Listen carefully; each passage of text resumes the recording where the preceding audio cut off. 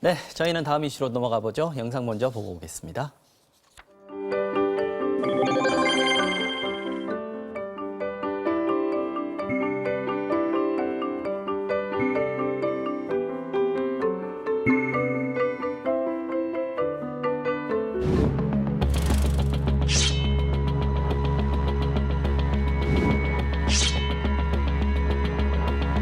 우리가 이렇게 헤매고 있는데 다시 전화가 왔어요.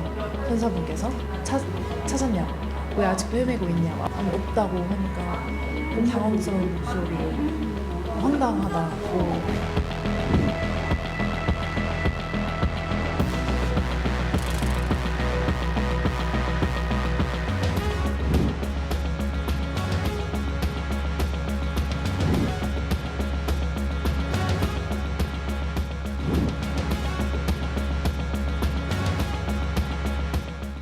네, 오늘 들여다볼 이슈 몇 가지 더 준비했습니다. 김한교 변호사 나오셨습니다. 안녕하십니까? 네, 안녕하십니까. 자, 저희가 영상은 성금 도난 사건으로 준비를 했습니다만 오전에 들어온 소식 먼저 좀 보겠습니다. 조국 전 법무부 장관, 검찰이 조 전 장관의 가족 관련 사건을 가능하면 연내에 기소하겠다라고 했는데 오늘 기소를 했습니다. 네. 벌써 이제 한 4개월이 지났죠. 네. 그러니까 처음에 이제 8월 27일 날 대대적 압수수색이 이루어진 다음에 부인 정경심 교수에 대한 기소가 2차례 있었고 네. 이제 오늘 이제 조국 장관에 대해서 기소가 이루어졌는데요.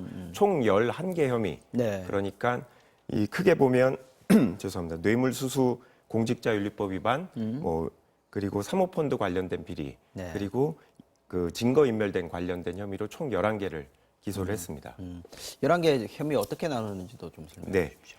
뭐 정경심 교수에 대한 혐의를 우리가 크게 3가지 정도로 분류를 했습니다. 네. 기본적으로 3가지는 다 동일한데요. 네. 사모펀드 관련된 의혹으로 추가된 것들이 공직자윤리법 위반입니다. 그러니까 조국 장관이 이제 민정수석으로 있을 동안 차명거래 관련했다. 의혹으로 이제 신고를 잘못했다라는 부분으로 이제 자본시장법 위반으로만 기소를 했었는데 부인에 대해서는 이번에는 공무원 신분이기 때문에 공직자윤리법 위반으로 기소를 했습니다. 정경심 교수가 지금 추가 기소가 된 거군요. 네, 정경심 교수에 대해서도 추가 기소가 됐고 이 조국 장관에 대해서 이제 기존에 부인에 대해서는 자본시장법 위반으로만 얘기했던 걸 이제 공직자윤리법 위반으로 법령을 새롭게 변경한 거고요.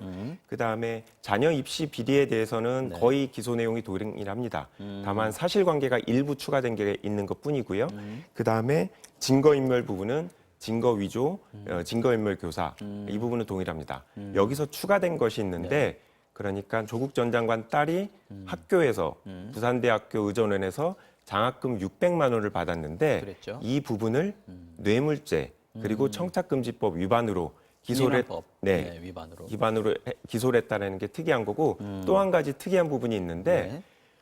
조 전 장관의 아들이 해외에서 유학할 때 조지 워싱턴 대학에서 유학을 했는데 네. 온라인으로 학교 시험을 치는데 이거를 조 장관이 같이 도와줘서 A학점을 받았다.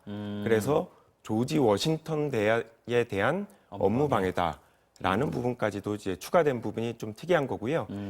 기존의 이 부분은 제대로 공개가 되지 않았던 사실인데 네. 일반적으로 외국 회사나 외국 학교를 업무 방해 피해자로 검찰이 기소하는 일은 극히 드물었습니다. 그렇죠. 그래서 지금 모 야당 의원 이제 자제분 같은 경우에도 이제 학교 입시 비리 관련해서 고소 고발이 있었는데 네. 검찰이 그런 사건까지 과연 수사를 할까라는 의문이 제기됐었는데 이번 조 전 장관 사건을 보면 아마 검찰이 그런 부분도 제한하지 않고 수사를 할 가능성이 있지 않을까 하는 논의가 되고 있습니다. 딸이 받은 장학금 뇌물로 받다 이 부분이 이제 핵심적으로 오늘 나온 얘기인 것 같은데 딸은 기소를 안 했어요. 네. 네. 아마 기소 가능성은 여전히 남아 있는 것 같습니다. 아직까지 안 했을 네. 뿐이다. 왜냐하면 정경심 교수에 대한 기소 당시에 네. 입시 비리 그러니까 허위로 인턴 증명서를 이제 작성하고 학교에 제출한 부분 관련해서 명시적으로 조 전 장관의 딸을 공범으로 검찰이 명시를 했습니다. 따라서 아마 조만간 추가 기소를 해서 조 전 장관 딸에 대해서도 아마 재판에 회부하지 않을까 그렇게 예측하고 있습니다. 알겠습니다. 조국 전 장관 이제 불구속 기소로 결론이 났는데 여기에 대한 반응이 나왔습니까? 뭐 아주 간단히 얘기를 하면 상상과 허구에 기반한 기소다라고 얘기를 했습니다. 그러니까 조 장관이라는 최종적인 목표를 딱 정해놓고 가족을 전방위적으로 수사를 했는데 네. 그거를 볼 때 결과가 아주 미미한 수준에 불과하다. 그 소위 인디안 기우제식 방식, 그러니까 비가 올 때까지 기우제를 여는 인디안처럼, 그러니까 조 장관을 기소할 수 있을 때까지 수사를 끝까지 한 건데 대부분의 경우는 추측에 불과하기 때문에 이제 검찰의 단계가 끝났고 법원의 단계로 들어간 상태라서 법원에서 혐의 사실을 하나하나 다투면서 무죄를 반드시 입증해내겠다라는 변호인의 입장이 나왔습니다. 자, 이번에 오늘 검찰이 기소를 한 것은 지금 가족 관련한 사건들이고 지금 나머지 수사들이 또 진행되고 있는 게 있죠. 울산 사건이 하나 있고 유재수 사건이 하나 있고요. 이 부분에 지금 오늘 구속영장 실질심사 지금 송병기 부시장께 있습니다. 네. 네, 이 부분에 대해서는 기소가 되지 않은 상태인데요. 역시 기소 가능성은 남아 있습니다. 두 가지 이유인데 네. 첫 번째는 오늘 기소한 내용들하고는 사실관계가 완전히 별개이기 때문에 네. 별도로 하는 게 일반적이라고 볼 수 있고요.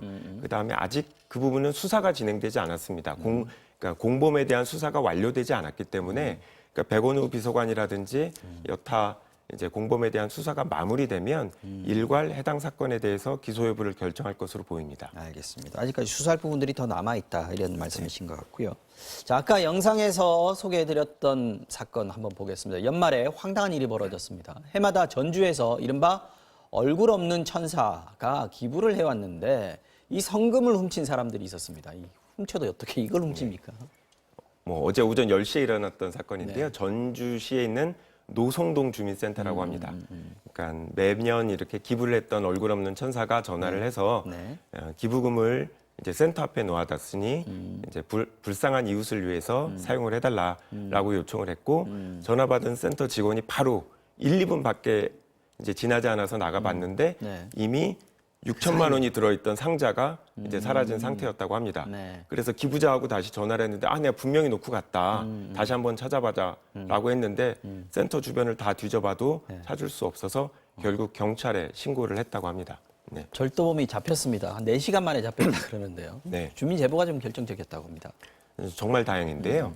그러니까 CCTV가 있었습니다만 CCTV로 정확하게 찾은 건 아니고 이게 주민이 네. 그 사건이 일어나기 며칠 전에 평소에 보이지 않는 차량이 이틀 연속 주차를 장기간 해놓은 걸 보고 이상해서 그리고 차량 번호판을 가린 상태로 주차를 해놨다고 합니다. 스프레이 같은 걸 네, 뿌려놨다고 그래서 얘기하더라고요. 그분이 이상해서 본인이 번호를 기재를 해뒀다라고 하는데 정확한 번호를 네. 알아놨군요. 네, 그거를 CCTV에서 확인을 한 거죠. 누가 번호를 기재하는 걸 보고 이제 해당 주민을 확인해 봤더니 차량 번호를 확인하게 됐고 그 차량의 행적을 쫓아가서 결국 4시간 만에 충북 논산에서 용의자 2명을 확보했다고 합니다.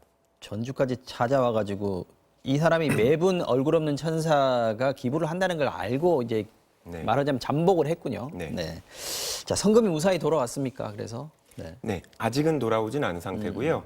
그러니까 이 지금 특수 절도로 경찰이 용의자 2명을 수사를 했는데 네. 법률적으로는 이게 뭐 절도인지 아니면 점유이탈물 횡령인지 왜냐하면 일단 갖고 있지 않은 상태에서 센터 앞에 일단 놓아뒀기 때문에 이게 법률적으로는 어떻게 볼지는 좀 더 지켜봐야 될 것 길에서 같아요. 뭘 주었을 때 이게 점유이탈물 횡령이라고 그렇죠. 표현을 하는 거죠. 맞습니다. 그래서 센터 안에 갖다 놓은 건 아니고 이제 밖에 놨으니까 그러면 이제 과연 피해자가 누구냐? 일단 물건을 피해자한테 돌려줘야 되는데 그렇죠. 그러니까 경찰은 이런 거에 대해서 법률적으로 검토를 하고 있는데 결론이 어떻게 되든 일단 기부자의 신원을 확인하지 못하도록 하기 위해서 네. 그러니까 주민센터에다가 돌려주겠다라는 이제 경찰 입장이 밝혀졌고요. 뭐 법률적으로야 사실 기부자가 피해자라고 하더라도 네. 이 물건을 반환받을 권리를 자체를 뭐 센터에 기부하면 되기 때문에 그런 법률적인 검토가 필요한 사항은 아니지 않을까 싶습니다. 네. 알겠습니다. 마지막 이슈로 넘어가 보겠습니다. 지난 2월에 자유한국당 의원들하고 지만원 씨가 5.18 민주화 운동을 폭동 또 5.18 유공자들을 괴물 집단이라고 표현을 하는 등 막말을 해서 고발이 됐는데 경찰이 불기소 의견을 달아서 검찰에다 송치를 했다. 이거 무혐의 처리했다 이렇게 봐야 되는 거예요. 네. 그러니까 뭐 최종적인 판단은 이제 검찰이 검찰이 하기 하게 때문에 되는 거고요. 아직 검찰의 수사의 시간은 남아 있는 상태인데요. 일단 경찰이 무려 10개월 동안 수사를 했습니다. 그러니까 국회의원 3명하고 지만원 씨까지 4명에 대해서 네. 이제 명예훼손과 모욕으로 고소가 됐었던 상태인데요. 네. 이 실제로 이 발언을 한번 보면 이 공청회에서 이뤄진 발언입니다. 네. 5.18 폭동이다. 또 유공자들이 우리의 세금을 축내고 있다. 북한군이 개입했다. 이렇게까지 얘기를 했었는데 네. 이 부분에 대해서 국회의원들은 조사를 못하고 결국 서면 조사로 대체를 했는데 경찰의 결론은 면책특권. 그러니까 국회의원의 이제 발언은 국회외에서 처벌받지 않는다라는 면책특권을 이유로 무혐의 처분을 하고 지만원 씨에 대해서도 이게 뭐 사실관계의 문제가 아니라 네. 어떤 개인의 의견을 표명한 것에 불과하기 때문에 법률적 처벌의 대상은 아니다라고 판단을 했습니다. 말씀하신 대로 검찰의 판단이 또 남아 있습니다만은 경찰이 이렇게 수사 결과를 발표를 하면 사실 뭐 저희들도 마찬가지입니다. 5.18 유족 단체들은 뭐 강하게 반발을 할 수밖에 없습니다. 뭐 당연히 이제 반발을 하고 있는 상태인데요.